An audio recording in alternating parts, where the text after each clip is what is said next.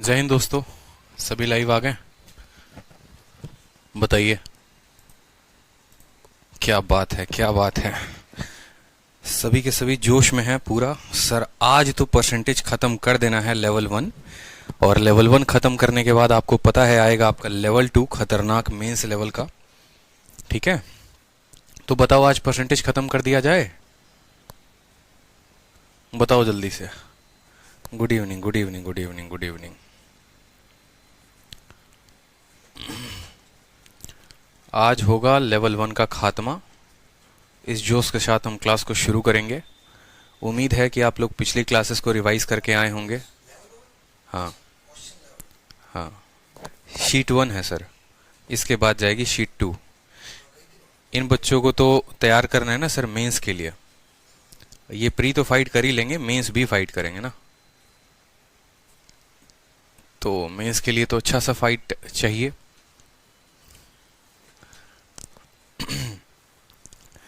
चलो, तो देखो सवाल कल जो हम पढ़े रहे थे एक बार देख लो, रिवाइज करवा देता हूँ। ठीक है, बहुतों को ये जो चीज़ें नहीं समझ में आई थी तो एक बार दोबारा से बता दे रहा हूँ। ठीक है, दोबारा से बता देता हूँ। सवाल नंबर 99। सवाल नंबर 99 में कहा था कि एक व्यक्ति 40% अंक लाता है और 20% से फेल हो जाता है। 48% अंक लाता है, 44 नंबर ज्यादा लेकर आता है। पास का परसेंटेज कितना होगा वो बताओ। तो देखो, आप ऐसे समझो कि कोई व्यक्ति 40% अंक लेकर आया, आया कि नहीं आया बताओ, और फेल कितने से हो गया, 20 से हो गया, तो बोलेंगे तुम 20 से बेटा फेल हो गए। दूसरा 48% अंक लेकर आता है तो आप बोलेंगे सर वो पास से कितना ज्यादा लेकर आया है, तो बोलेंगे सर 44 ज्यादा लेकर आया है। कम लेकर आया तो माइनस, ज्यादा लेकर आया तो प्लस। यहां पर अब देखो करना क्या होता है असल में। ठीक है, ज्यादा जो है यहां पर बुद्धि का प्रयोग नहीं करना। 48 में से 8 को घटाओ, 48 में से 40 को घटाओ, 48 में से 40 घटाओगे कितना आएगा, 8% आएगा। और 44 में से -20 को घटाओगे ना, तो देखो 44 माइनस -20।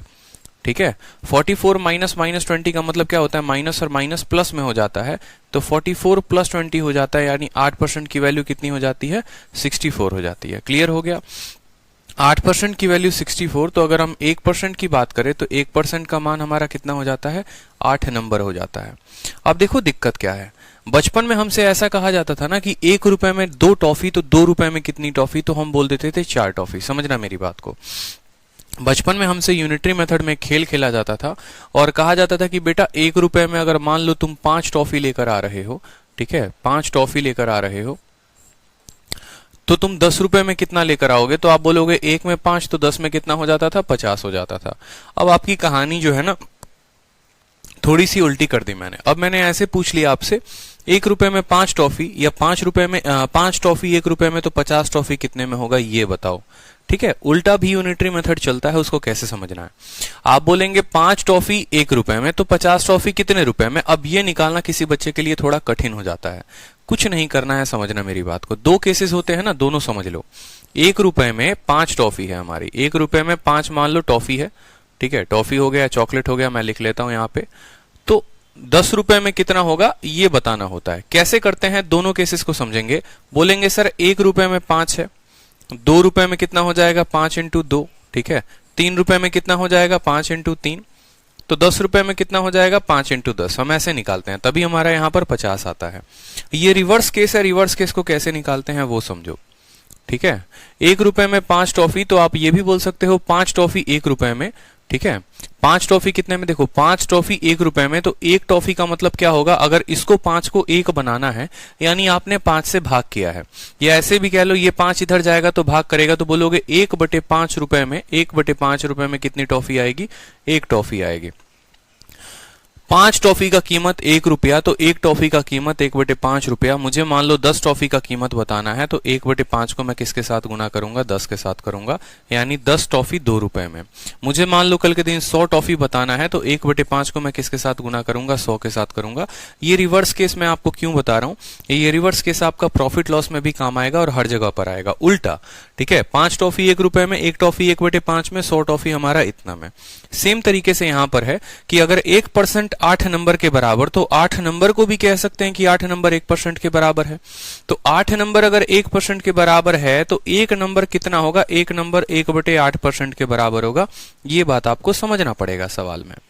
ठीक है, ये बात आपको समझना पड़ेगा कि 1% 8 नंबर, तो 8 नंबर भी 1%, एक नंबर 1/8%, ये 8 इधर आकर भाग में हो जाएगा। सवाल में कहा गया है पास करने का परसेंट बताओ, तो पास करने का परसेंट या तो इसके डेटा को लेकर बना सकते हो या इसके डेटा को लेकर बता सकते हो। ठीक है, ये ऑलरेडी दोनों परसेंट में है और ये नंबर में है, तो आपको नंबर को परसेंट में बताना है। जो परसेंट में है उसको क्यों बताओगे, ये तो बेचारा ऑलरेडी 40% है, ये 48% है। तो अगर हम ये पता कर ले कि ये 20 नंबर कितना परसेंट था या ये 44 नंबर कितना परसेंट था, तो हमारे लिए आसान हो जाएगा पासिंग परसेंटेज बताना। इसीलिए हम नंबर को परसेंट में बदलेंगे। नंबर इतना परसेंट है तो एक नंबर इतना परसेंट, तो या तो 20 नंबर का पता कर लो या 44 नंबर का पता कर लो, वो आपके ऊपर है। तो हमने कहा किसी एक का पता कर लो, या तो 20 का नहीं तो 44 का, तो 20 नंबर का। एक नंबर इतना परसेंट, तो बोलोगे सर 20 नंबर कितना परसेंट होगा, तो 1/8 को किसके साथ गुना करना होगा, 20 के साथ। 8 से जब इसको गुना करोगे 4 से 2 बार में, 4 से 5 बार में, 5/2 यानी 2.5% आएगा। कितना परसेंट आएगा, 2.5% आएगा। समझ गए मेरी बात को कि 20 नंबर कितना परसेंट के बराबर आएगा, 2.5% के।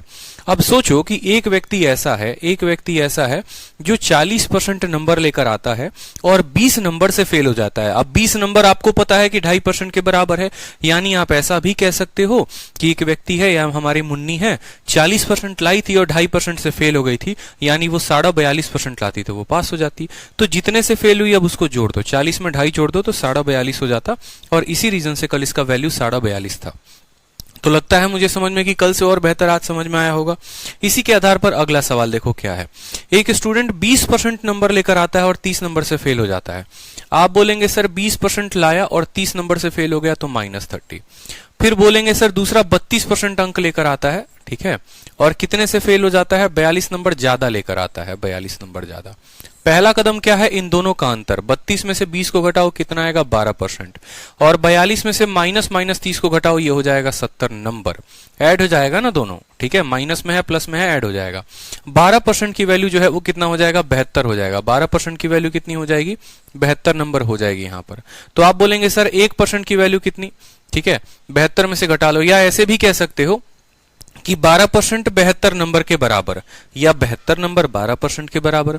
किसी एक नंबर, देखो इतना नंबर इतना परसेंट है, या तो 30 नंबर की वैल्यू पता कर लो कि 30 नंबर प्रतिशत में कितना होगा, या ये पता कर लो कि 42 नंबर प्रतिशत में कितना होगा। दोनों में से किसी का भी मान पता कर सकते हो। तो 72 नंबर 12% के बराबर, एक नंबर जो होगा वो होगा 12/72% के बराबर, 12/72% के बराबर। या तो 30 का पता कर लो, नहीं तो 42 का पता कर लो। 30 का पता कर लेते हैं, तो 30 नंबर कितने के बराबर, तो 12/72 इंटू कितना हो जाएगा, 30 हो जाएगा। कोई शक यहां पर, ठीक है। यहां पर भी सेम काम आप कर लेते, ठीक है। आप यहां पर भी इतना ना करके आप सिंपल सेम काम कर लेते कि 64 नंबर है, देखो यहां पर सेम बोलते 64 नंबर 8% के बराबर, तो एक नंबर जो है वो 8/64% के बराबर। या तो 30 का या 20 का किसी का पता कर लो, तो 20 का पता करने के लिए 8/64 इंटू कितना हो जाता, हमारा 20 हो जाता। आप इसको काटते फर्दर तो ये आता आपका 2.5%। कोई दिक्कत की बात, सेम तरीके से जो है हमें यहां पर करना है, ठीक है, कि 72 नंबर इतना, एक नंबर इतना, 30 नंबर कितना। तो यहां पर 12 से आप काटेंगे 6 बार में, 6 से काटेंगे 5 बार में, यानी 5% आपका आया है। तो आप बोलेंगे एक व्यक्ति 20% नंबर लेकर आता है और 5% नंबर से फेल हो जाता है, तो जो हमारा उत्तर होगा वो कितना होगा, 25% होगा। ये 35 दे रखा है, इसको कितना बना लो, 25 बना लो। ऑप्शन नंबर बी जो है वो करेक्ट आंसर हो जाएगा, ठीक है। कोई दिक्कत की बात यहां पर, ये जनाब 5% से फेल हो जा रहे हैं, माइनस में है ना, तो इसको ऐड कर देना है, 20 में 5 ऐड कर देना है।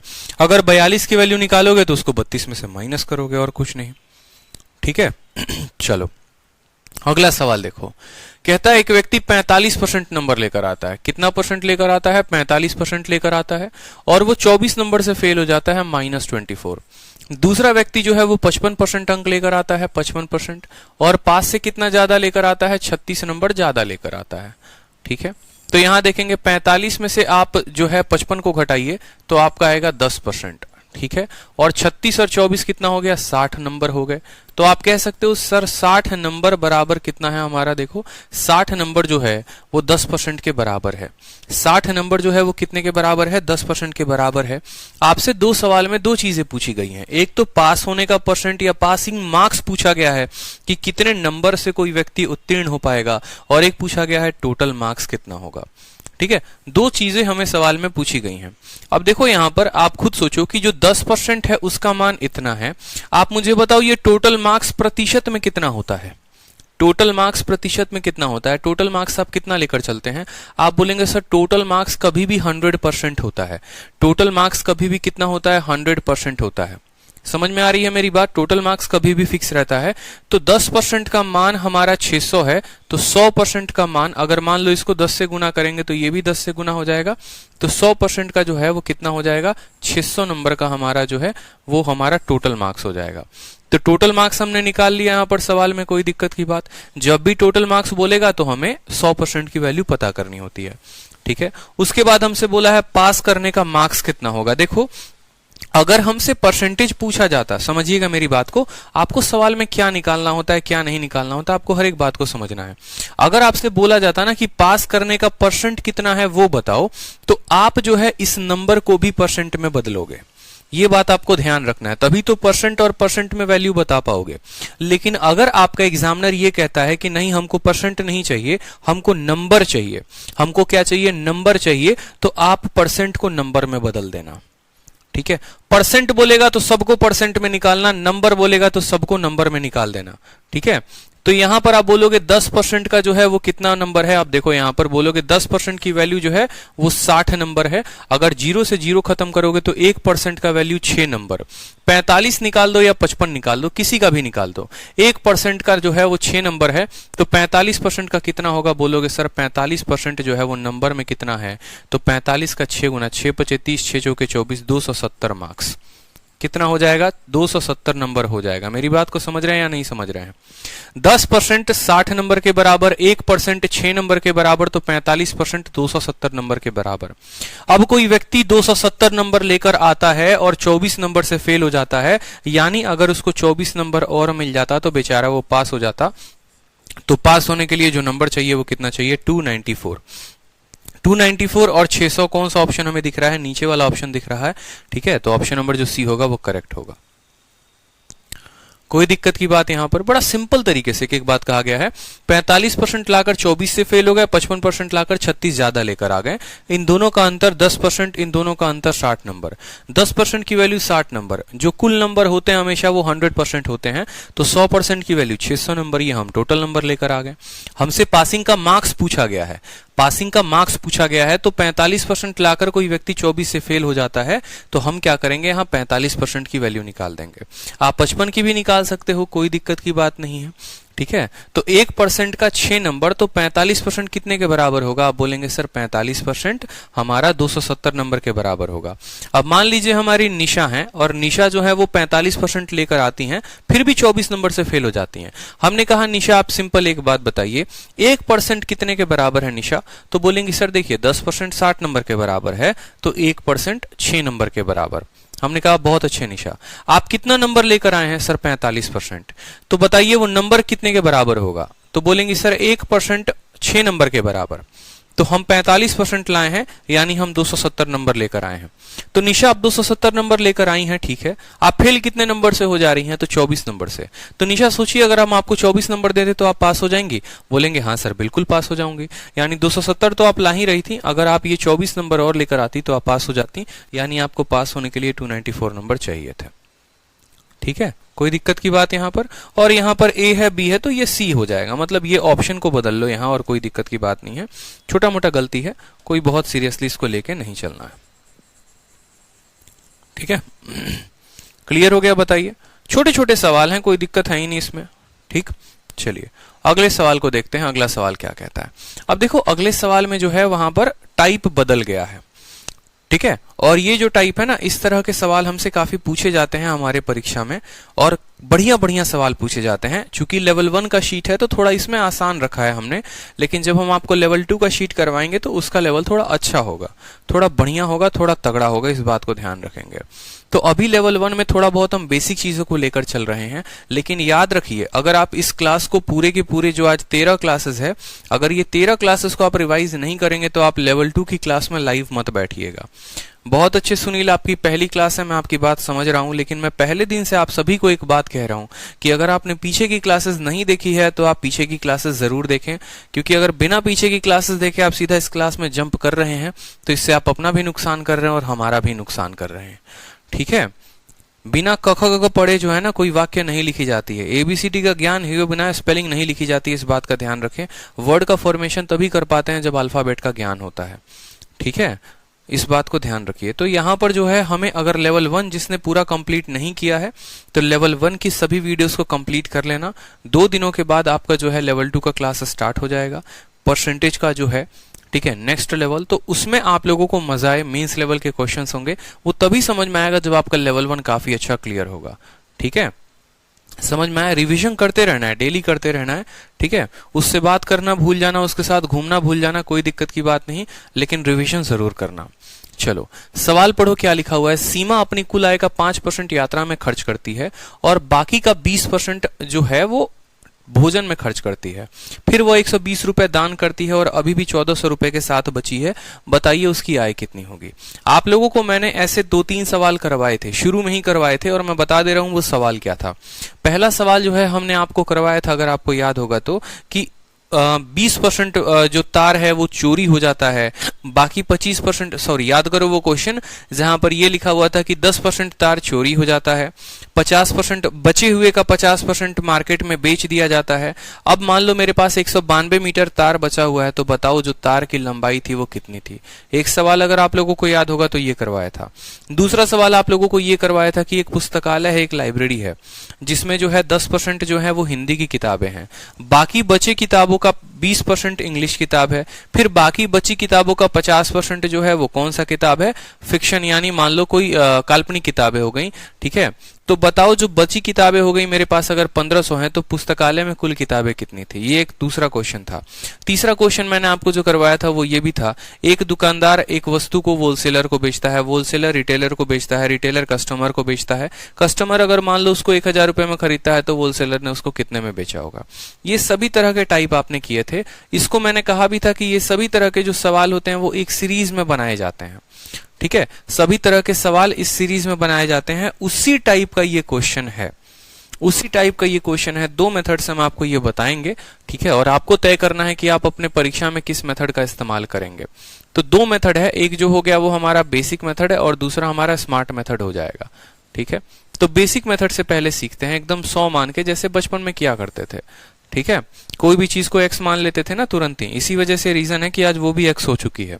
चलो सवाल देखो, बोला गया है सीमा 5% अपने टोटल इनकम का ट्रैवलिंग में खर्च करती है। मान लो सीमा के पास 100 रुपए हैं और उसकी जो इनकम है सीमा की वो कितनी है, 100 है। ठीक है, कितनी है, 100 रुपए उसकी इनकम हो गई। अब सवाल में कहा गया है वो 5% जो है वो ट्रैवलिंग में खर्चा कर देती है, तो अपने इनकम का ही तो 5% खर्चा करेगी। ठीक है, तो यहां इसका 5% वो खर्चा कर दे रही है, यानी 5 रुपया। 100 का 5% 5 होता है, 5 रुपया वो खर्चा कर दी किसमें, अपने ट्रैवलिंग में। बच गया कितना पैसा, 100 में से 5 खर्चा होने के बाद कितना बच गया, 95 बच गया। उसके बाद कहा गया है कि 20% बचे हुए पैसे का, ये हमारा बचा हुआ पैसा है, इसका 20% जो है वो खाने में खर्चा करती है। तो 20% देखो, 10% 9.5 होता है, 20% हमारा 19 आएगा। ये मत पूछना सर 19 कहां से आया, 19 20% है किसका, बचे हुए का, यानी 95 का 20% 19 होता है। 95 का 10% 9.5, तो 20% कितना हो जाएगा, 19 हो जाएगा।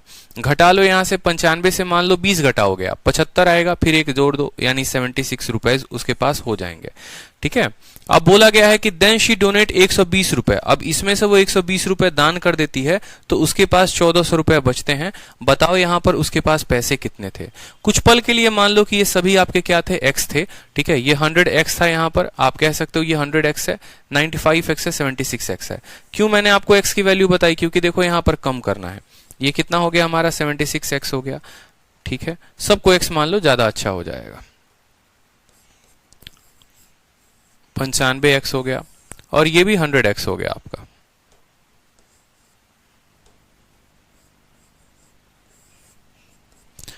अब बोला गया है कि देखो ये उसके पास पैसा बचा हुआ है, इस पैसे में से वो जो लड़की है वो कितना खर्चा कर देती है, 120 रुपए किसी को दे देती है। 120 रुपए जो है, ठीक है, उसके पास बचे होते हैं। देन शी डोनेट, 120 रुपए वो डोनेट कर देती है। 100 रुपए का इनकम था, 5% डोनेट कर दिया, ट्रांसपोर्टेशन में उसने लगा दिया, आने जाने में, तो 95 बचे। इसमें से 19 रुपए का उसने खाना पीना खा लिया तो बचे 76, उसमें से 120 रुपए दान कर दिए। इस पैसे में से 120 दान कर दिए तो उसके पास कितना बचेगा, 1400 रुपए बचेगा। सवाल में बोला गया है इनकम बताने को, 100x की वैल्यू बताने को। बोलोगे सर 76x में से इतना घटाने पे इतना रहा है, तो 76x की वैल्यू कितनी होगी, 120 उधर जुड़ जाएगा तो सर 1520 होगी। कितनी होगी, 1520 होगी। अगर आप देखोगे तो x की वैल्यू कितनी आ जाएगी, तो देखो 76 से काटो, ये 2 बार में कटेगा, तो x की वैल्यू हमारी आ गई 20।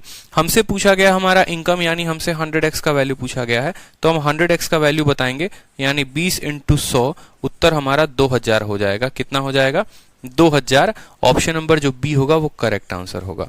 तो एक तो तरीका हमारा ये हो गया एकदम बेसिक तरीके से लेके जाने पे, और दूसरा तरीका जो हो गया वो हमारा स्मार्ट मेथड हो गया, वो भी देख लो आप यहाँ पे, ठीक है, कि हम जो है ऐसे सवालों को सीधा एक लाइन में कैसे हल करेंगे। इतना लंबा जो है मेथड लेकर नहीं जाएंगे, और कैसे हल करेंगे वो देखेंगे। चलिए, तो बेसिक मेथड से ना करके अगर आप इसको स्मार्ट अप्रोच से करते हैं तो क्या होगा और कैसे होगा। इलेक्शन में भी आप इसी तरह के सवालों को जो है यही मेथड लगाएंगे ना तो हो जाएगा। 10% वोट जो है इनवैलिड हो गया, 20% वोट ये हो गया, 10% गांव के नहीं देने गए वोट, सब जगह सेम ही कहानी लगती है, अलग अलग कहानी नहीं होती है। एक ही लाइन में आप लिख सकते हैं। मान लीजिए कि आपका जो है ना इनकम ही x रुपया है, समझिएगा मेरी बात को, एक एक लाइन समझिएगा, हो जाएगा। आपका इनकम x रुपया है, कितना रुपया है, x रुपया है। आपने 5% जो है वो आने जाने में खर्चा कर दिया। अब आपको ये बात अच्छे से पता होना चाहिए कि 5% का मतलब होता है 1/20, बट्टे में इसका मान 20 होता है। यानी अगर आपका इनकम 20 रुपए का है तो उसमें से आपने 1 रुपए जो है वो खर्च कर दिए। किस में खर्च कर दिए, आने जाने में खर्च कर दिए। तो आपके पास जो बचा होगा वो बचा होगा 19/20। याद करो मैंने कहा था सिर्फ 19 से गुना करने का मतलब ये अपने आप का 19 गुना हो जाएगा, तो हम 19 से गुना नहीं करते, हम बोलते देखो 20 इनकम है, उसमें से 19 बचा हुआ है, ठीक है। फिर उसके बाद बोला गया है कि बचा हुआ पैसे का 20% जो है वो खाने में खर्च करती है। 20% का मतलब कितना है जनाब, 20% का मतलब है 1/5। यानी अब उसके पास 5 रुपए हैं तो 1 जो है उसने खाने में खर्च कर दिया है, तो 5 में से 1 खाने में खर्चा कर दिया है, तो 4 बचा है, 4/5 बचा हुआ है। कोई दिक्कत की बात। अब 120 रुपए जो है उसने दान पुण्य कर दिया है, तो उसके पास बचा 1400 रुपए है। अब इसमें से भी 120 रुपए वो दान पुण्य कर देती है, तो बचता कितना है, 1400 रुपए है। कोई दिक्कत की बात यहाँ पर। ये 1400 में 120 उधर जाकर ऐड हो जाएगा, तो बोलोगे देखो यहाँ कुछ कट्टम कुटाई कर लो, 4 से काट लो 5 बार में, तो 19 × x ऊपर हो जाएगा 19x। कोई दिक्कत। 5 × 5 हो जाएगा 25 हमारा, और ये 120 उधर चला जाएगा तो हो जाएगा 1500, कितना हो जाएगा, 20 हो जाएगा। क्या 19 से 1520 कटेगा, बिल्कुल 19 से ये जो है 152 8 बार में कटेगा, ठीक है। तो यहां पर बोलोगे 25, 25 का 8 गुना होता है हमारा 200, और एक जीरो लगा दो 2000, तो x की वैल्यू कितनी आ गई, x की वैल्यू 2000 आ गई, ठीक है। x की वैल्यू कितनी आ गई, 2000 आ गई। ये एक लाइन वाला जो मेथड होता है बड़ा प्यारा मेथड होता है, ठीक है। इससे हम बड़े आसानी तरीके से सवालों को सॉल्व कर सकते हैं। ये हमने सिखाया भी है आपको अच्छे से, तो मुझे नहीं लगता कि यहाँ पर किसी को कोई कष्ट होने वाला है, आराम से आप इसको समझ सकते हैं। चलिए अगला सवाल देखिए। अगला सवाल इसी तरीके से एक भयंकर बड़ा सा सवाल दिया गया है आपके सामने, लेकिन सवाल में कोई दम नहीं।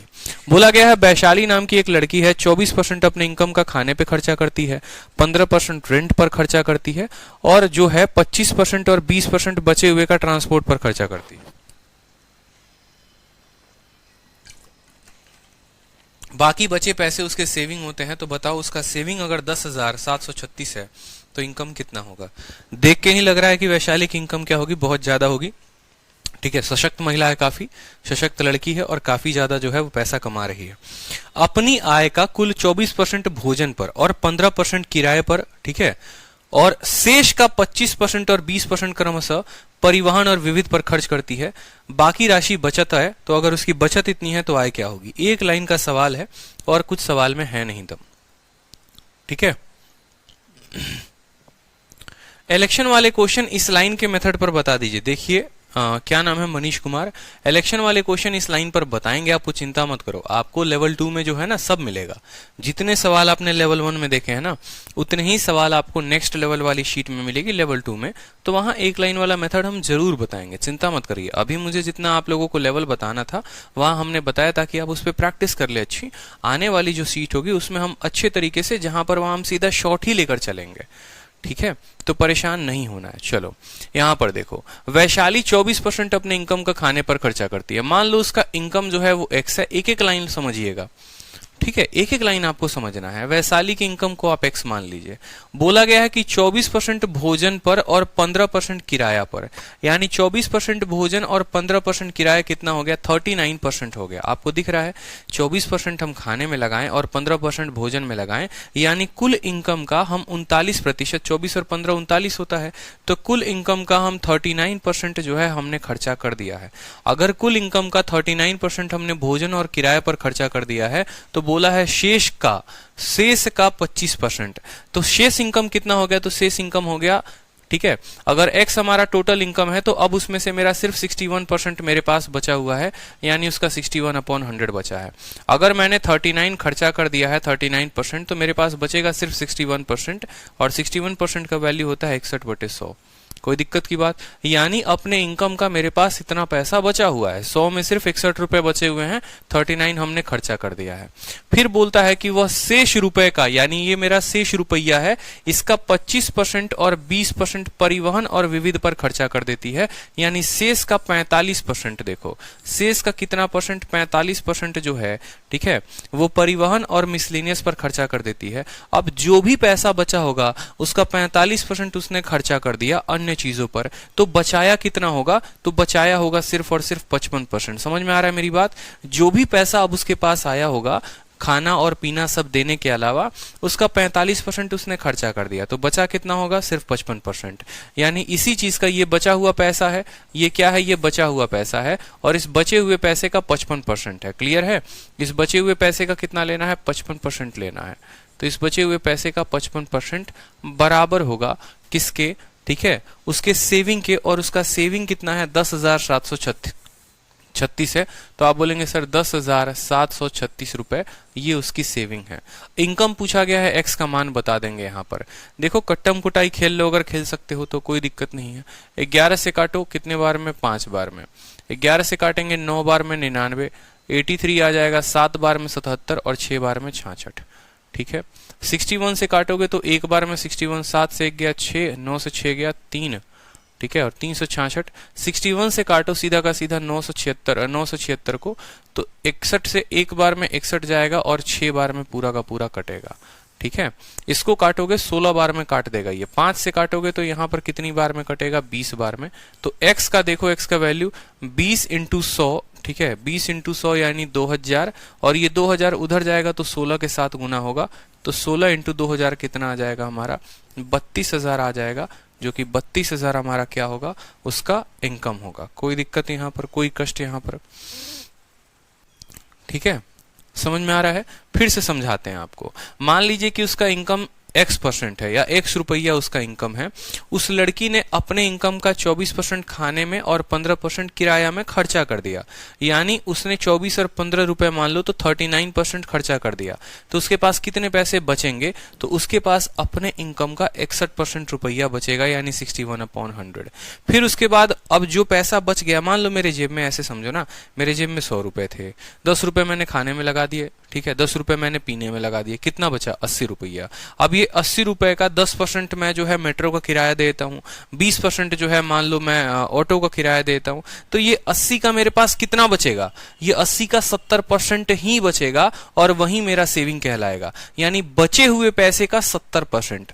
तो बचे हुए पैसे का 55%, क्यों, 20 और 25% नीचे यहां पर खर्चा कर दी है, 20 और 25 खर्चा कर दी है, तो बचे हुए का 55% ही उसकी सेविंग होगी। तो यहां से हम x की वैल्यू क्या करेंगे, निकाल पाएंगे। क्लियर है। चलिए नेक्स्ट क्वेश्चन देखिए। नेक्स्ट क्वेश्चन है आपके सामने, ठीक है। नेक्स्ट क्वेश्चन अरिंदम के ऊपर है। देखिए अरिंदम के ऊपर क्वेश्चन है। अरिंदम जो है वो 23% अपने इनकम का इंश्योरेंस पॉलिसी में खर्चा करते हैं, 33% खाने में खर्चा करते हैं, 19% बच्चों की पढ़ाई लिखाई में खर्चा करते हैं और 16% वो इंटरटेनमेंट में खर्चा करते हैं। वो डिपॉजिट करते हैं बाकी पैसे अपने बैंक में, कितना 504 रुपया। बताइए टोटल अमाउंट जो है वो खाने और इंश्योरेंस पॉलिसी में कितना खर्चा किए हैं। ये अलग टाइप का क्वेश्चन है। इसमें देखो हर जगह पर जाओगे और हर तरह के सवाल में जाओगे, हर जगह पर अलग अलग कैटेगरी आएगा। ठीक है, इस बात का ध्यान रखना। बचा हुआ अमाउंट वहां पर लेते हैं जहां पर सवाल में लिखा हुआ जाता है कि बचे हुए का इतना परसेंट, बचे हुए का इतना परसेंट, लेकिन जहां पर ये वर्ड लिखा ही नहीं होगा रेस्ट का, तो वहां पर हम रेस्ट वर्ड का इस्तेमाल ही नहीं करेंगे। अब यहां का सवाल अगर आप देखेंगे ना तो सीधा सीधा सवाल है। ठीक है, बिल्कुल सर बचे हुए का समझ नहीं आया, पारस शिवहरे। ठीक है, शायद आप जो है ना बीच में कोई क्लास छोड़ चुके हैं, क्योंकि जो बच्चे अगर शुरू से क्लास कर रहे हैं ना उसको बचे हुए का कंसेप्ट बड़ा अच्छे से समझ में आएगा। जब हमने वायर वाला कंसेप्ट समझाया था, हम हर क्लास में थोड़ी आपको बताएंगे ये बताओ, हर क्लास में बैठ के बताएं 10% का मतलब 1/10 होता है। 5 साल की योजना चलानी है क्या, ये बता दो जल्दी से। जो वायर वाला कंसेप्ट था, जो इलेक्शन वाला कंसेप्ट था, हर जगह पर हमने बड़े प्यार तरीके से आपको बताया है बचा हुआ बचा हुआ बचा हुआ बचा हुआ बचा हुआ का मतलब क्या होता है। थोड़ा बहुत रिवीजन भी कर लिया करो, अच्छा होगा। सारा लोड हमारे ऊपर डालोगे तो खुद क्या करोगे ये बताओ। अब दूल्हा सोचेगा, ठीक है, कि उसकी बारात का सारा खर्चा कोई और उठाए, तो बताओ फिर दुल्हन से शादी करने कौन जाएगा? जो खर्चा उठाएगा वहीं जाएगा या दूल्हा जाएगा? तो आप सोचोगे कि सारा जो है मेहनत हम ही करें, तो रिजल्ट किसका आएगा, हमारा आएगा कि आपका आएगा? अब जब रिजल्ट आपको लाना है तो मेहनत भी आपको करनी पड़ेगी। सोचिए जरा। अब देखिए सवाल में दम क्या है, कुछ भी नहीं है। ठीक है, सवाल में कुछ भी नहीं है। बोला गया 23% इंश्योरेंस पॉलिसी में खर्चा करते हैं। मान लीजिए आपकी इनकम 100 रुपए है, आप गए 23 रुपया अपने इंश्योरेंस में खर्चा कर दिया। ठीक है, अगर यहां बोला गया फिर 33% खाने में खर्चा किया, 19% बच्चों की पढ़ाई में, 16% इंटरटेनमेंट में, इस सवाल में कहीं पर भी ये नहीं कहा गया है बचे हुए का इतना परसेंट, बचे हुए का इतना परसेंट, बचे हुए का इतना परसेंट, कहीं पर भी नहीं कहा गया है। सिर्फ इतना बोला गया इतना परसेंट यहां पर, इतना परसेंट यहां पर। यानी अगर मैं आपको ऐसे बताऊं, ये अगर आपका इनकम है, ये अगर आपका इनकम है, तो इस इनकम के कितने टुकड़े हुए हैं जरा वो भी देख लो। ठीक है, बोला गया इस इनकम का 23% इंश्योरेंस पे गया है। क्या गया है? 23% जो है वो इंश्योरेंस पर गया है।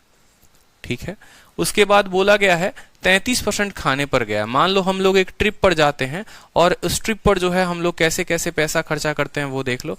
23% इंश्योरेंस पर, 33% खाने पर, 19% जो है वो बच्चों की पढ़ाई पर, ठीक है, एजुकेशन पर, और 16% इंटरटेनमेंट पर। 16% कितना? इंटरटेनमेंट पर।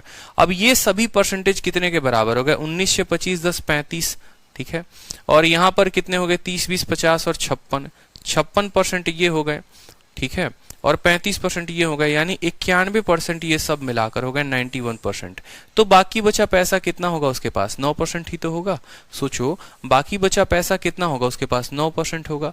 बोला गया है बचा हुआ अमाउंट वो बैंक में डाल देता है, यानी यही 9% का मान सवाल में कितना दे रखा है? 504 दे रखा है। समझ रहे हो या नहीं समझ रहे हो? बताओ जल्दी से।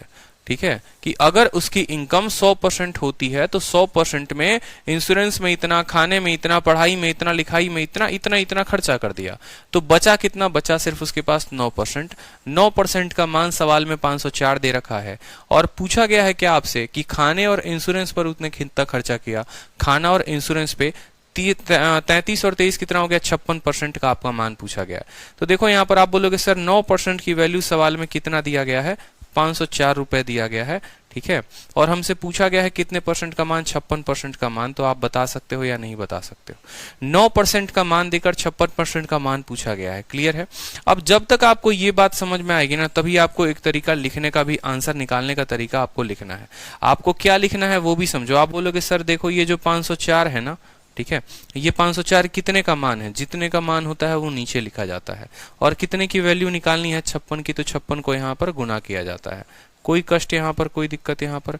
9 से काटो, तो 9 से काटोगे 5 बार में 45, और 54 आएगा, 9 छक 54। 56 का स्क्वायर, 56 का क्या हो जाएगा? स्क्वायर हो जाएगा। 50 से 6 ज्यादा है, 25 में 6 जोड़ दो 31, और 6 का स्क्वायर 36। 3136 जो होगा वो हमारा करेक्ट आंसर होगा, ऑप्शन नंबर सी। एकदम आसान, एकदम सरल। ठीक है, कोई दिक्कत की बात नहीं। इतना खाना, इतना इतना इतना, एकदम बेसिक तरीके से। ठीक है, चलो नेक्स्ट क्वेश्चन देखो। अब देखो एक तरह का सवाल ये भी होता है हमारे पास, बड़ा प्यारा क्वेश्चन होता है, ठीक है, ये भी हमें समझना है। इस तरह के भी सवाल हमें समझने हैं कि एक मिश्रित धातु में 15% हिस्सा तांबा होता है, 60 किलोग्राम तांबा प्राप्त करने के लिए कितना मिश्रित धातु की आवश्यकता होगी। ठीक है, अब समझिए, मान लीजिए कि आपके पास, जैसे मान लो हमारे पास एक मिश्रित धातु हो गया, जैसे धातु तो हमारे पास यहाँ नहीं है, लेकर नहीं आ सकते हैं। मान लीजिए कि हमारे पास ये बोतल हो गया, ठीक है। आप इस बोतल को जरा देखिए, तो बोला गया है देखो इसका 15% पार्ट जो है ना, मान लो ये 15% पार्ट इसका ढक्कन हो गया, ठीक है, ये 15% पार्ट क्या हो गया, ढक्कन हो गया, और ये 15% पार्ट क्या है, कॉपर है। ये बोतल पूरा 100% का है, इस बोतल में 15% पार्ट जो है वो कॉपर है। अगर मुझे ये कॉपर का वजन 60 किलो चाहिए तो पूरे बोतल का वजन कितना होना पड़ेगा, आपसे ये पूछा गया है। फिर से समझिए, बोतल में ढक्कन 15% का और 85% का बाकी बचा बोतल हो गया। इसको 60 किलो अगर होना है तो ये कितना किलो होना पड़ेगा, यानी ये 15% अगर 60 किलो के बराबर है तो पूरा बोतल 100% कितने के बराबर होगा, हमसे बस इतना पूछा गया है। सवाल को तोड़ा जाएगा, मड़ोरा जाएगा, एकदम पूरा का पूरा बर्बाद किया जाएगा। आपको समझने की जरूरत है कि बेटा जो तुम कॉपर हो, तुम कितना परसेंट हो, तो बोलोगे सर कॉपर जो है ना वो 15% है, और टोटल बोतल कितना है, तो आप बोलोगे सर टोटल बोतल मान लो यहाँ पर 100% है। सवाल में किसका वजन दिया गया है, अलॉय में 15% कॉपर है, कॉपर का वजन दिया गया है कि कॉपर जो है वो 60 किलो है, तो पूछा गया है यहाँ पर कि टोटल अलॉय कितने का होगा, यानी ये कितने का होगा। तो 15% यानी 60 किलो, तो 100% कितना किलो, बोलोगे देखो सर जो ये 60 होता है ना सर, ये 60 कितने परसेंट का मान है, तो 15 का मान है। कितने का निकालना है, तो 100 का निकालना है। 100 से हम इसको क्या कर देंगे, गुना। 15 से काटेंगे, 4 बार में कटेगा, परसेंट से परसेंटेज खत्म, 4 इंटू 100 कितना हो जाएगा, 400 हो जाएगा। इसकी कहानी 400 आएगी। कोई दिक्कत की बात यहाँ पर? रसूल फिरदौश, आपका लाइव चैट ही चल रहा है, आपके कमेंट भी दिख रहे हैं। बस यहाँ कमेंट में ये थोड़ा सा सिनेरियो है कि आपके कमेंट सिर्फ आपको दिखते हैं और हमें दिखते हैं और किसी को नहीं दिखते। ऐसा इसीलिए किया गया है ताकि जो है आप अपने खुले मन से किसी भी टीचर के साथ इस प्लेटफॉर्म का डाउट पूछ सकें। कोई भी टीचर इस प्लेटफॉर्म पे पढ़ा रहा है तो आप उससे डाउट पूछ सके बिना शर्माए, बिना किसी हिचक के साथ। ठीक है, कि हाँ सर हमें ये डाउट है। और बहुत बच्चों को होता है ना मन में कि हम अपना डाउट पूछेंगे, बाकी लोग हंसना शुरू कर देंगे। तो यहाँ पर फायदा ही आपको यही मिलता है, आप बेहिचक अपने डाउट पूछिए। आपका डाउट कोई नहीं देखने जा रहा है, टीचर उसको पढ़ेंगे और बिना नाम लिए जो है आपका डाउट बता पाएंगे। चलिए अगला सवाल देखिए क्या कहा गया है। एक कॉपर में, एक अलॉय में 11% पार्ट कॉपर है, मतलब ढक्कन जो है वो 11% है, और 77 किलो का मुझे कॉपर चाहिए, तो अलॉय कितना किलो होना पड़ेगा। सेम तरीके से यहाँ पर बोला गया है। तो देखो 11% कॉपर है और कॉपर का वजन 77 किलो है, तो आप बोलोगे सर ये जो 77 किलो है सर ये कितना परसेंट का मान है, 11 का मान है, और हमें कितने का चाहिए, पूरा अलॉय का वजन चाहिए, यानी हमें 100% का मान चाहिए। तो 11% का मान 77, तो 100% का मान कितना होगा, 11 से काटिए, 7 बार में परसेंट से परसेंट खत्म, 7 इंटू 100 कितना आ जाएगा, 700 आ जाएगा। 700 हमारा क्या हो गया, आंसर हो गया। ठीक है, चलो नेक्स्ट क्वेश्चन देखो। अब देखो ये फ्रूट वाला क्वेश्चन, ये बड़ा प्यारा क्वेश्चन बन जाता है।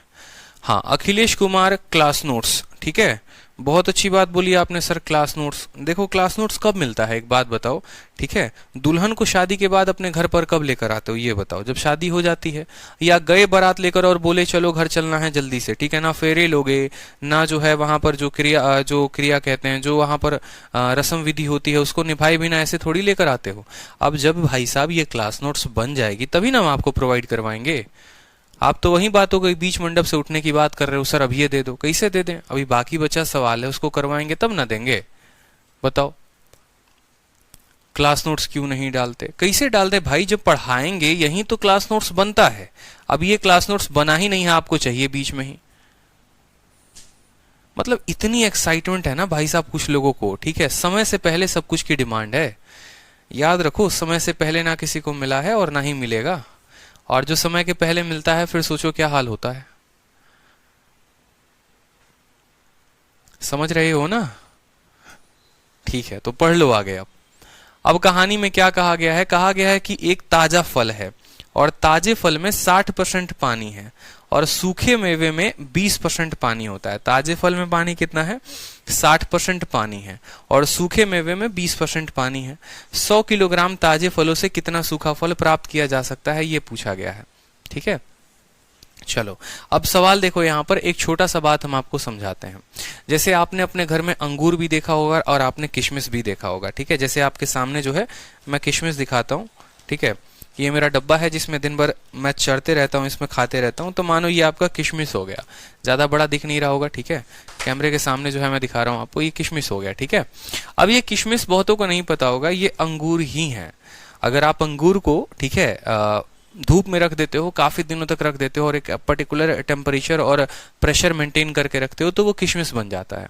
अगर आपको यकीन नहीं होगा तो आपके घर में अगर पूजा में किशमिश रखा होगा, पूजा वूजा में हम प्रसाद में चढ़ाते हैं, तो आप किशमिश को क्या करना, आज जाके पानी में डुबो देना। ठीक है, और पानी में डुबो देना और देखना कि रात भर डुबोने के बाद सुबह में वापस से वो क्या बन जाएगा, वो अंगूर बन जाएगा। इसीलिए जो फलों को सुखाकर दूसरा फल बनता है उनको ड्राई फ्रूट कहते हैं, कि उसमें पानी बिल्कुल भी नहीं होता है। तो अब हमारे पास फ्रूट की कहानी समझते हैं। मान लो कि ये हमारे पास क्या हो गया, प्यारा सा अंगूर हो गया। ठीक है, ये हम समझते हैं, बड़े प्यारे प्यारी कहानी, और ये कंसेप्ट इतना क्लियर हो जाएगा कि आपको मजा आ जाएगा। और ये बेचारा सिकुड़ कर क्या बन चुका है, ये हमारा किशमिश बन चुका है। ठीक है, किशमिश को इंग्लिश में रेजिन बोलते हैं, ध्यान रखना। किशमिश हो गया। अब होता क्या है ना कि जब ये अंगूर जो था ना, जब ये अंगूर था और जब ये अपने आप पूरा एक अंगूर का, मान लो ये जो है एक पूरे फॉर्म में था, तो ये 100 ग्राम का एक दाना था इसका। ठीक है, 100 ग्राम का एक दाना था। अब ये 100 ग्राम में क्या था कि 100 ग्राम में इस अंगूर के अंदर जो गूदा था, मान लो 30 ग्राम था। ठीक है, और इसके अंदर जो पानी था वो कितना था, 70 ग्राम था। हर बात को समझना है। अंगूर को आप देखते हो, जब आप अंगूर को दबाते हो हाथ से तो पानी निकलता है। ठीक है, तो अंगूर 30 ग्राम जो अंगूर का असली गूदा है और पानी उसके अंदर 70 ग्राम है। ठीक है, हम ऐसा भी कह सकते हैं, बड़े ध्यान से समझिएगा, कि 100 ग्राम का अंगूर है जिसमें 30 ग्राम जो है उसका क्या है, ये पल्प है। ठीक है, और ये क्या है, वाटर है। तो हम ऐसा भी कह सकते हैं यहाँ पर कि बेटा जो पल्प है ना वो 30% है और जो पानी है उसकी प्रतिशत कितनी है, 70% है। 100 का 30 ग्राम 30%, 100 का 70 ग्राम 70%, ये इनका परसेंटेज हो गया। अब कल के दिन क्या होता है कि जैसे मैंने इसको धूप में रखा था यहाँ पर सूखने के लिए कि थोड़ा सनलाइट लग जाए, तो ये बदल गया हमारा किस में, ये बदल गया हमारा किशमिश में। अब किशमिश जो है ना वो बन गया हमारा 100 ग्राम से, ये मान लो बन गया 50 ग्राम का। ठीक है, ये बन गया 50 ग्राम का। कितना का ग्राम का बन गया, 50 ग्राम का। अब 50 ग्राम में क्या होता है कि देखो यहां पर, ठीक है, ये वजन अपने आप का आधा हो गया। इसका मतलब ये नहीं कि इसका गूदा भी आधा हो जाएगा और इसका पानी भी आधा हो जाएगा, ऐसा नहीं होगा। याद रखो जो इसके अंदर पल्प है ना, अगर ये 30 ग्राम तब था तो आज भी गूदा इसके अंदर 30 ग्राम ही रहेगा। कभी भी जो गूदा होता है, पल्प होता है, वो बदलता नहीं है। ठीक है, धूप में रखने से गूदे पर कोई प्रभाव नहीं पड़ता है। धूप में रखने से पानी सूखता है और पानी में प्रभाव पड़ सकता है, बट गूदे में नहीं। यानी इस 50 ग्राम में अगर 30 ग्राम गूदा है तो 20 ग्राम क्या हो जाएगा, आप बोलेंगे सर 20 ग्राम जो है हमारा क्या हो जाएगा, पानी हो जाएगा। समझते चलिएगा, 20 ग्राम क्या हो जाएगा, पानी हो जाएगा। अगर आज आप यहाँ पर परसेंटेज की बात करोगे ना, अगर आज यहाँ परसेंटेज की बात करोगे तो 30 ग्राम 50 का कितना परसेंट है, 60% है। और 20 ग्राम 50 का कितना परसेंट है, तो 40% है। अब यहाँ पर सवाल शुरू होता है जो असल में आपको बताना है, और जहां पर गेम शुरू होता है वो यही है। सवाल में ये कहा जाता है ना आपको कि एक फल है, उस फल में जो है मान लो यहाँ पर पल्प जो था वो 30% था और बाद में वो फल में जो है परसेंटेज वो 60 हो गया। बताओ यहाँ पर फल का वजन कितना होगा शुरू का, अगर मान लो 100 किलो दिया हुआ है तो देखो असल में क्या होता है, इस बात को समझना। प्रतिशत 30% से 7% हो सकता है। गूदा जो है वो पहले 30% था, आज वो 60% है। ठीक है, प्रतिशत उसका बदल सकता है लेकिन उसके वजन की मात्रा कभी नहीं बदलेगी। वो 30 ग्राम तब भी था, वो 30 ग्राम आज भी है। तो परसेंट क्यों बदला, परसेंट उसके मान के वजह से बदला। ये 30 ग्राम पहले 100 में 30% हुआ करता था, आज ये 30 ग्राम 50 ग्राम में 60% हुआ करता है। तो इसकी प्रतिशत बदलती है लेकिन इसकी वजन नहीं बदलती।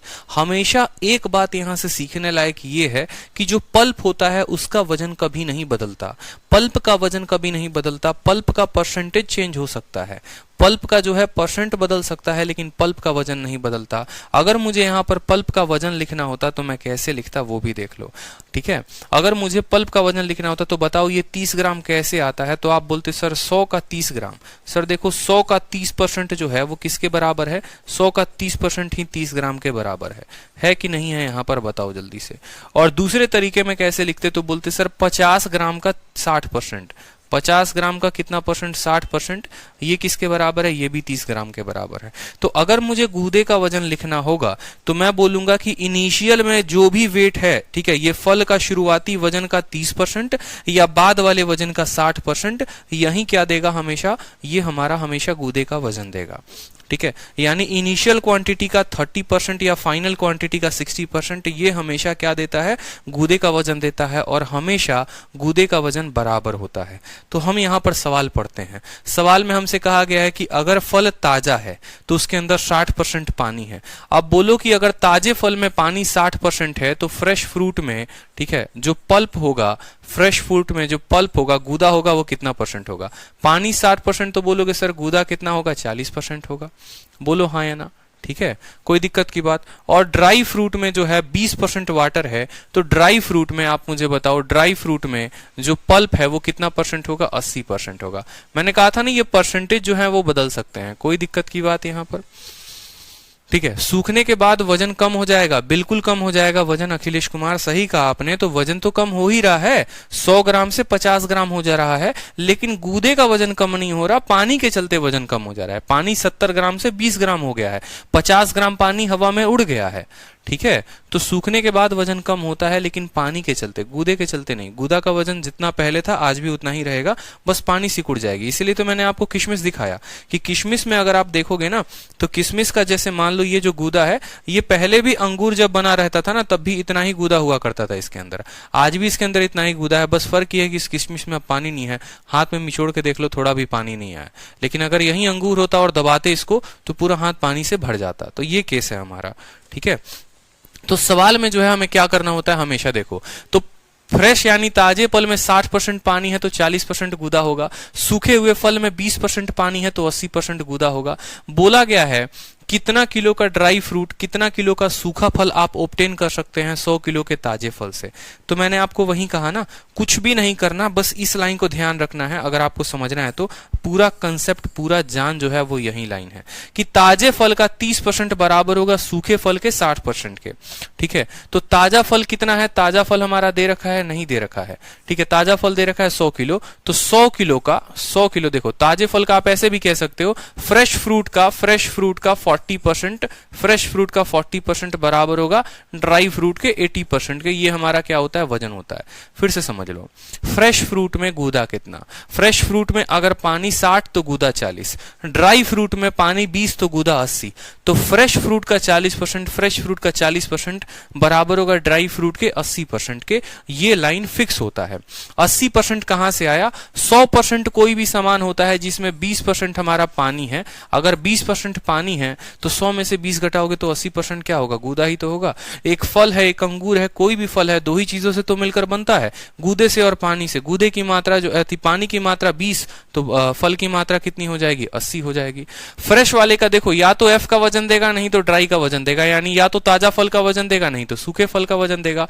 किसका वजन सवाल में दिया है, बोला है ताजे फल का। ताजे फल का वजन कितना दिया है, 100, यानी 100 का 40% बराबर होगा। और ड्राई का हमसे पूछा है तो ड्राई को मान लो x का कितना, 80%। कोई दिक्कत की बात यहाँ पर, प्रतिशत से प्रतिशत यहाँ पर खत्म हो जाएगा, कट्टम कुटाई खेल लो यहाँ पर।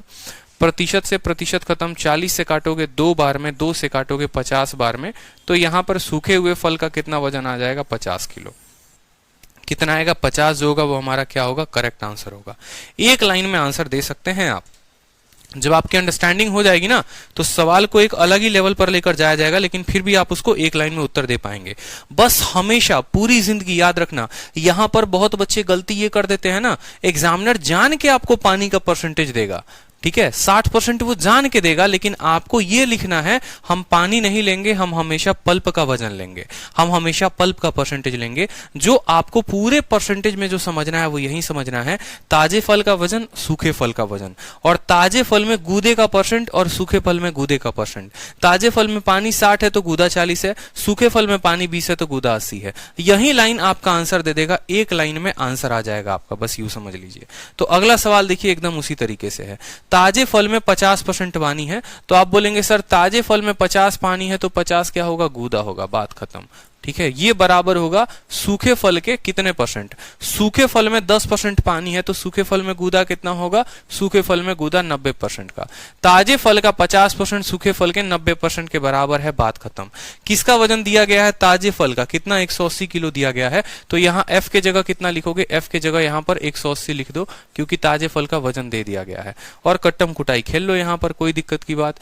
90 से काटोगे तो 90 से 2 बार में जाएगा, 50 × 2 कितना हो जाएगा, 100 किलो आंसर आ जाएगा एक लाइन में, डी बराबर 100। बताओ कितना आसान हो गया है दम सवाल में, बिल्कुल भी नहीं, सब अंडरस्टैंडिंग का खेल था और कुछ नहीं। सेम तरीके से देखो, 200 लीटर का एक मिश्रण है, मान लो 200 लीटर का मिश्रण हमारे बोतल में रखा हुआ है, जिसमें 15% पानी है और बाकी जो है वो दूध है यहाँ पर। ठीक है, बोला गया है amount of milk that must be added so that resulting mixture contain 87.5 milk. आप मुझे बताओ। ठीक है, ये असल में सवाल मिक्सचर एलिगेशन का हो गया, तो इसको हम करा ही देता हूं। ठीक है, यहां पर समझ जाओ, बाकी ये जो है मिक्सचर एलिगेशन का क्वेश्चन है, वहां पर भी जो है ये सवाल आते हैं। ठीक है, चलो हम कर भी लेते हैं, यहां पर कोई दिक्कत की बात नहीं है। 3 तरह के सवाल हैं, तीनों तरह के सवाल कर लेते हैं। ठीक है, सवाल को देखो यहां पे। अब देखो सवाल में आपसे क्या कहा गया, बोला गया 200 लीटर का एक मिश्रण है, मान लो ये बोतल है और इसमें 200 लीटर का जो है, ठीक है, यहां पर देखो ये 200 लीटर का जो है वो मिश्रण है, जिसके अंदर 15% पानी है, मान लो सिर्फ 15% पानी है, और बाकी का 85% वो क्या है, दूध है। बोला गया है कितना मिल्क इसमें डाला जाए कि पूरा का पूरा मिश्रण में जो है वो 87.5% दूध हो जाए। देखो आप लोगों को जब मिश्रण एलिगेशन पढ़ाऊंगा ना मैं, मिक्सचर एलिगेशन, तो वहां पर मैं एक बात समझाऊंगा कि कांस्टेंट किसको रखना होता है, कांस्टेंट किसको नहीं रखना होता। गूदे वाले सवाल से आप लोगों ने क्या सीखा, गूदे वाले सवाल से आप लोगों ने ये सीखा कि देखो जो क्वांटिटी फिक्स होती है ना हम उसको नहीं बदलते हैं। ठीक है, जो क्वांटिटी हमेशा फिक्स होती है नहीं बदलते हैं। जैसे इस बोतल में 15 लीटर पानी था और 85 लीटर दूध था, कल के दिन मैं इसके अंदर 10 लीटर दूध डाल देता हूं, तो क्या पानी का मात्रा बदलेगा? पानी कल भी 15 लीटर था, आज भी 15 लीटर रहेगा। जैसे मानो यहाँ 20 लीटर इसमें पानी है और 80 लीटर मान लो, यहाँ पर आप ऐसे कह सकते हो कि पानी के साथ मान लो तेल मिला दिया आपने, कि 20 लीटर पानी है, 80 लीटर तेल है। कल 20 लीटर तेल और डाल देते हो तो तेल 80 लीटर से 100 लीटर हो जाएगा, लेकिन पानी कभी नहीं बदलेगा। पानी कल भी 20 लीटर था, पानी आज भी 20 लीटर रहेगा। अगर यहाँ उल्टा करते, मान लो इस बोतल में 20 लीटर पानी था और 80 लीटर दूध था, ठीक है, कल के दिन यहां पर पानी को ऐड कर देते तो दूध नहीं बदलता। मतलब हम जिसको ऐड करते हैं वो बदल जाता है, जिसको ऐड नहीं करते वो नहीं बदलता है। तो सेम तरीके से गूदे वाली कहानी हो गई कि गूदा तो है वो कभी बदलता ही नहीं है, गूदे का वजन बराबर रहता है। यहां पर अगर आप देखोगे तो पानी का वजन बराबर रहेगा। क्यों? आप यहां पर देखो सवाल में बोला गया है how much amount of milk must be added. दूध को डाल रहे हो भैया, दूध को डाल रहे हो तो यहां पर दूध को डालने के लिए आपका पानी कभी बदल सकता है? पानी कभी नहीं बदलेगा। पानी का जो वजन जितना पहले था आज भी उसका वजन उतना ही रहेगा। तो आप बोलोगे पहला मिश्रण कितने का है? पहले वाले मिश्रण में 15% वाटर है, यानी पहले वाले मिश्रण का 15% जो है वो क्या है, पानी है, वो बराबर होगा दूसरे वाले मिश्रण के। ठीक है, और दूसरे वाले मिश्रण में दूध कितना है? दूसरे वाले मिश्रण में दूध 87.5 है, तो दूसरे वाले मिश्रण में पानी कितना होगा? 12.5। ये लाइन आपको लिखा हुआ आना चाहिए। ये शॉर्ट ट्रिक, ये स्मार्ट अप्रोच हर किसी को नहीं आता और बच्चा गलती करता है। मिश्रण में लगाना उलझ जाएगा तो गलती कर देगा। मेरे कहने का मतलब है, मैंने क्या कहा, पानी का वजन हमेशा बराबर रहेगा। ये मेरा बोतल है जिसमें मान लो मेरा 15 लीटर पानी है, ठीक है, और 85 लीटर मान लो मेरा दूध है, ये मिल्क है मेरा, और ये मेरा वाटर है। अब यही मेरा बोतल है जिसमें मान लो 15 लीटर मेरा दूध है और मान लो 90 लीटर जो है वो मेरा क्या है, 15 लीटर वाटर है और 90 लीटर क्या है, मेरा मिल्क है। ठीक है, तो ये बात हमेशा ध्यान रखो, पानी का वजन हमेशा बराबर रहेगा, यानी पहले का 15% बराबर होगा दूसरे के 12.5% के। इसमें जो पानी है 15% है और इसमें दूध जो है वो कितना है, 87.5% है। तो 87.5% दूध है और टोटल मिश्रण 100 का होता है, तो 12.5 क्या होगा, पानी होगा। सवाल में किसका वजन दिया गया है, पहले मिश्रण का वजन दिया गया है 200 लीटर। तो पहले के जगह पर क्या लिख दोगे, 200 लिख दोगे। ठीक है, 15 है तो क्या लिख दोगे, 15% लिख दोगे। दूसरे की वैल्यू दूसरा लिख दी, यहां पर हो जाएगा। ठीक है, और 12.5 है तो यहां पर 12.5 लिख दोगे। ठीक है, चलो अब यहां कट्टम कुटाई कर लो। यहां पे परसेंट से आपका परसेंट चला गया, कोई दिक्कत की बात। डेसिमल उड़ाओगे यहां तो नीचे आ जाएगा 10। ठीक है, 25 से काटोगे तो 5 बार में कटेगा, 25 से काटोगे तो 8 बार में कटेगा, 5 से काटोगे तो कितनी बार में कटेगा, 3 बार में कटेगा। ठीक है, तो 8 इंटू 3 24, 24 इंटू 10 कितना हो जाएगा, 240। तो दूसरे का कितना आएगा, 240 आ जाएगा। 240 जो हो गया वो हमारा क्या हो गया, ठीक है, 240 जो है वो दूसरे का वजन हो जाएगा। दूसरा 40 क्या हो गया, दूसरे का वजन हो गया। अब सवाल में क्या कहा गया, सवाल में ये कहा गया 200 लीटर का मिश्रण था और वो 240 बन गया है, तो बताओ कितना मिल्क आपने डाला है। सोचो, 200 लीटर का मिश्रण 240 बन गया है तो डाला कितना गया है, 40 लीटर डाला गया है। क्लियर हो गया, यहां पर समझ में आ रहा है। पहले मिश्रण का 15% बराबर है दूसरे मिश्रण के 12.5 के। पहले का 15 बराबर दूसरा के 12.5 के। पहला 200 है तो दूसरा कितना होगा, दूसरा 240। 200 से 240 हो गया तो कितना ऐड किया है आपने, 40 ऐड किया है। कितना ऐड किया है, 40 ऐड किया है। ठीक है, तो इसके बाद जो है, ठीक है, इसके बाद जो है बाकी वाले क्वेश्चंस आप लोग बनाना और बाद में नेक्स्ट क्लास में यहां से हम लोग कंटिन्यू करेंगे। ठीक है, अभी सुनील सर की क्लास है यूट्यूब पर, तो वो क्लास को लेंगे। ठीक, तो खुश रहो, मस्त रहो।